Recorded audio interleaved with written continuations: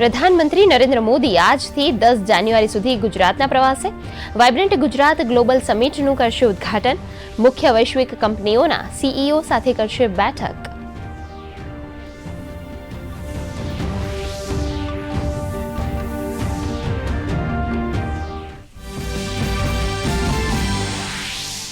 Vibrant Gujarat global summit અંતર્ગત ગાંધીનગરમાં આવતીકાલે યોજાશે ગ્લોબલ ટ્રેડ શો. પીએમ મોદીના હસ્તે કરાશે ઉદ્ઘાટન. મેક ઇન ગુજરાત અને આત્મનિર્ભર ભારતની થીમ પર આયોજિત ટ્રેડ શોમાં વિઝિટિંગ તરીકે 100 દેશ જ્યારે પાર્ટનર તરીકે 33 દેશ લઈ રહ્યા છે ભાગ.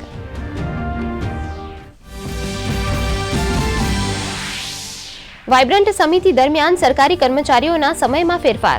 10 જાન્યુઆરી સુધી ગાંધીનગર સંકુલમાં 12 વાગે શરૂ થશે સરકારી કચેરીઓ.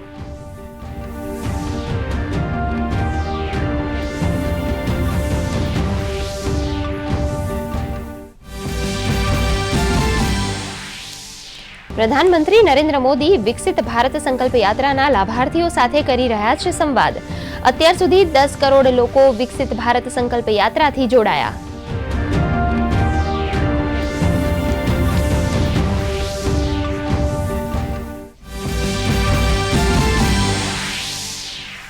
પ્રધાનમંત્રી ભારતીય જન ઔષધિ કેન્દ્રના સંચાલન માટે રાષ્ટ્રીય પેક્સ સંમેલન.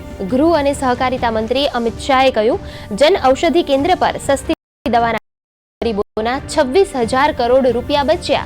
આગામી 5 વર્ષમાં 2 લાખ નવા પેક્સ બનાવવાની જાહેરાત. અયોધ્યામાં રામ મંદિરના પ્રાણ પ્રતિષ્ઠા મહોત્સવ પહેલા રામના રંગમાં રંગાયું ગુજરાત. અરવલ્લીમાં નીકળી ભગવાન રામની કળશ યાત્રા. તો 22 જાન્યુઆરીએ ડાંગના જિલ્લાઓમાં મંદિરોમાં યોજાશે અનેકવિધ કાર્યક્રમો.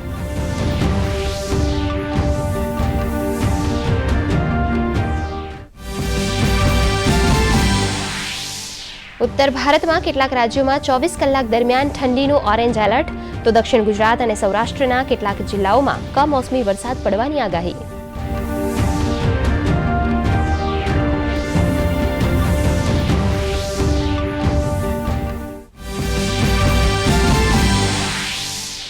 બાંગ્લાદેશમાં સતત ચોથી વખત પ્રધાનમંત્રી બનશે શેખ હસીના. સામાન્ય ચૂંટણીમાં શેખ હસીનાની પાર્ટીને મળી 2/3 બહુમતી.